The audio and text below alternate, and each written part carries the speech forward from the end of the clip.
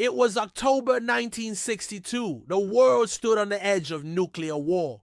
In schools, children practiced hiding under desks. In cities, people whispered in fear. For 13 days, two superpowers, the United States and the Soviet Union, played a deadly game. One wrong move, and the world could have ended. This is the story of the Cuban Missile Crisis, the closest humanity ever came to total annihilation. In the early 1960s, the Cold War was raging. America and the Soviet Union were locked in a nuclear arms race. Then, in October 1962, U.S. spy planes captured shocking photos. Soviet nuclear missiles being installed in Cuba, just 90 miles from Florida. Those missiles could hit every major U.S. city in minutes. President John F. Kennedy had a choice. Attack? Blockade? Wait. The world held its breath. Kennedy chose a risky move. He ordered a naval blockade of Cuba, calling it a quarantine. U.S. warships lined up across the sea, waiting to intercept Soviet vessels. And the Soviets? They kept sailing forward with more missiles. For days, American and Soviet generals prepared for war.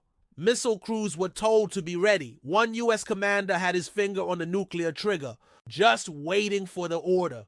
Behind the scenes, Kennedy and Soviet leader Nikita Khrushchev were secretly communicating. The world didn't know, but they were trading letters, desperate for a peaceful way out. One letter promised to remove the missiles, but hours later, another demanded that the U.S. remove its own missiles from Turkey. Tension soared.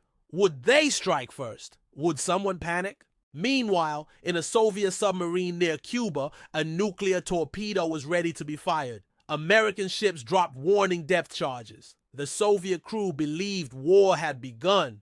But one man on that submarine, Vasily Arkhipov, refused to launch the torpedo. He saved the world. On October 28, 1962, the Soviets agreed to remove the missiles from Cuba. The U.S. secretly agreed to remove theirs from Turkey. The crisis ended, but the world was never the same. For 13 days, the planet teetered on the edge of nuclear war. A few calm decisions and one brave man prevented the unthinkable. The Cuban Missile Crisis taught us, war is easy to start, but peace must be chosen.